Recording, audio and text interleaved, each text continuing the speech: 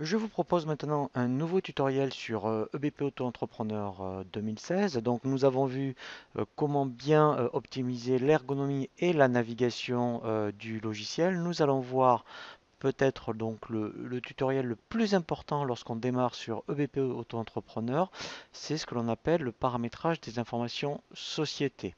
Donc pour cela, en fait, il faut aller dans le menu ici de navigation paramètres et vous avez ici le bouton information société.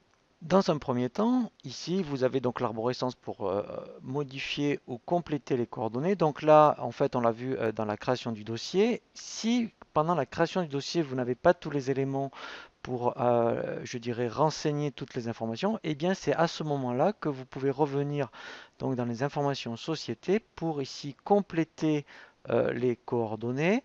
Dans les informations administratives, ici, donc, ce sont les informations d'ordre juridique. Donc, c'est ici que vous allez le compléter. Donc, voilà, c'est ici que c'est très important pour tout ce qui est auto-entrepreneur. Donc, c'est déjà pré-renseigné par BP. Donc, alors, ce qui est un plus intéressant, c'est que vous pouvez avoir une activité mixte. Donc, si vous avez une activité de bien ici, vous voyez, donc il y a les seuils avec les taux. Pareil pour le service. Et ce qui est intéressant, on le verra ensuite lorsqu'on va créer les articles. Et bien, en fonction des articles, vous direz si c'est des biens ou des services. Et lui, automatiquement, et bien en fait, il va calculer tout seul si vous dépassez les seuils ou pas. Et il vous appliquera les bons taux de cotisation. Vous avez donc ici le logo, donc là c'est vraiment très intéressant puisque si vous voulez donc ensuite effectivement personnaliser vos documents de vente et donc éditer vos devis et vos factures avec un logo, et bien ici vous ferez importer et ensuite eh bien vous irez chercher tout simplement un logo directement sur votre ordinateur et ensuite donc quand il sera ici, il va être donc vous faites soit redimensionner, mais toujours est-il que lorsque vous allez faire l'aperçu des documents de vente, il va le redimensionner tout seul. Donc là, je vous conseille vraiment donc si vous avez un logo de l'importer ici et automatiquement vous verrez, eh bien il va s'afficher dans vos documents de vente. Très important, donc ensuite c'est la partie numérotation. Donc au niveau des ventes, voilà, donc c'est ici qu'il va falloir indiquer à partir de quel numéro vous voulez commencer. Donc si vous êtes en création, eh bien vous laisserez donc BP incrémenter automatiquement vos numéros de facture et numéros de devis. Si vous l'avez pris en cours de route, il faudra mettre ici le dernier numéro que vous avez utilisé pour que EBP puisse bien repartir. Ensuite, donc dans Autres, là, c'est vraiment donc la codification, donc on le verra dans différents tutoriels pour tout ce qui est famille client, famille article. Et pour tout ce qui est article client, alors on peut donc soit dire, eh bien moi je laisse mettons, incrémenter tout seul EBP, soit après on peut dire voilà manuel, c'est-à-dire que c'est vous-même, si vous prenez manuel, qui après allez codifier à la création des articles, eh bien vos codes articles. Donc ensuite, on a vraiment la partie article. Donc là, vous voyez, vous pouvez dire, mettons, si vous êtes dans le négoce, que par défaut, eh bien, vous êtes en bien, mais sachant que, vous voyez, mettons un revendeur informatique, eh bien, il va dire, je vends du matériel, mais si je fais de la formation, eh bien, c'est pas grave. Si la majorité de mon activité est sur le négoce, ici, je mets bien, et on verra que sur les articles formation, on mettra donc, c'est des types services, et que lui, lorsqu'on fera des devis des factures, il va bien tenir compte au niveau des seuils. Pour tout ce qui est document de vente, donc là on va voir voilà, les options générales. Donc là, c'est vraiment des messages de confort, d'avertissement. Donc je vous conseille de les cocher, donc s'ils ne sont pas cochés par défaut, comme ça vous aurez des messages d'avertissement. Ici, c'est pour la description, donc là je vous conseille de laisser description commerciale. Là, c'est pour la validité des devis. Donc il y a 30 jours par défaut, mais vous pouvez soit le réduire ou l'augmenter.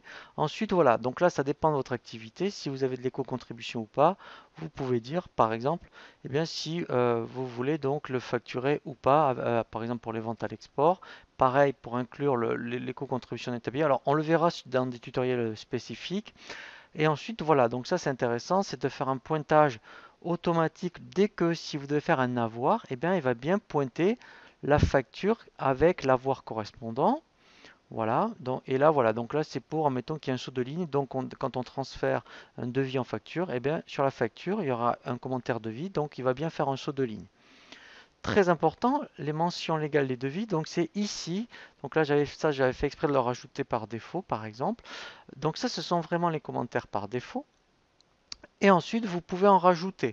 Donc, si vous avez des mentions particulières, je vous conseille de le faire ici parce qu'il le mettra tout seul ensuite dans les devis.